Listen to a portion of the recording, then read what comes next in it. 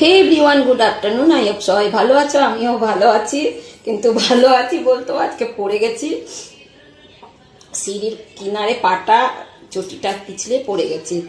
একটু ব্যথা হয়েছে ঠিকই, হাঁটুগুলোতে লেগেছে, পায়ের গোড়ালিতে লেগেছে, আর এখানটা তো একটু ব্যথা করছে। নিজেই হাসি পাচ্ছে পড়ে গিয়ে। মা তো একদম চেঁচিয়ে, মা ছিল তখন, মা চেঁচিয়ে একদম কাঁদো কাঁদো হয়ে গেছে পড়তে দেখে, দিয়ে তাড়াতাড়ি করে আমি উঠে গেছি। মানে অত বেশি ব্যথা পাইনি, তাও একটু পড়লে তো ব্যথা লাগেই, ব্যথা হয়েছে। বেশ, আজকে তোমরা সবাই ভালো থেকো। আজকে দুপুরের মেনু দেখো, এই যে ভাত বসিয়েছি, ভাত হচ্ছে, ভাত বসিয়েছি। আর এই যে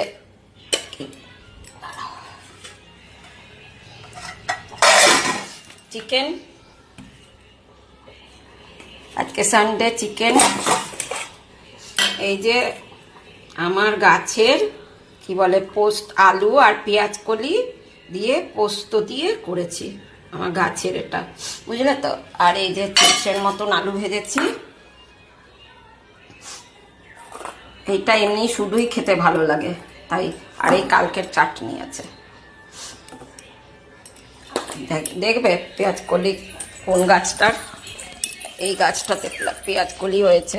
পেঁয়াজ কলি পারতে গিয়ে পড়িনি, এমনি কি দেখতে গেছিলাম, ওই দিয়ে একটু গাছগুলো দেখতে গেছিলাম, ওইগুলোতে তারপরে পড়ে গেছি।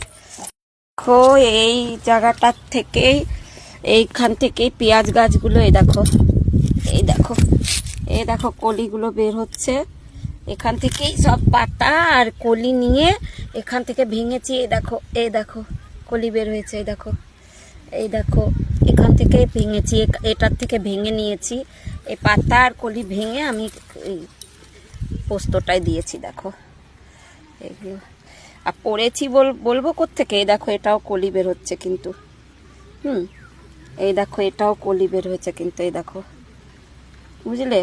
আর পড়েছি, এই দেখো এই সিঁড়ির কিনারটায় পাটা পড়ে গেছিল, আর ব্যাস নিচেই পড়ে গেছি ধপ করে, হাসি পাচ্ছে পড়ে গিয়ে। দেখো রোজ এখানটায় নামি কিন্তু পড়ি না, নামতে গিয়েও পড়িনি, কি জানি কেমন করে পড়ে গেলাম নিজেই বুঝলাম না গো। বেশ, আর বলো তোমরা কে কি করছো, তোমাদের কাজকর্ম হলো কিনা? আছে, সবাই ভালো থেকো, তোমাদের সুস্থতা কামনা করে ব্লগটা শেষ করলাম। বাবাই, এখানটাই ব্যথা করছে কি জানি কেন। বেশ বাবাই, কালকে আবার দেখা হবে।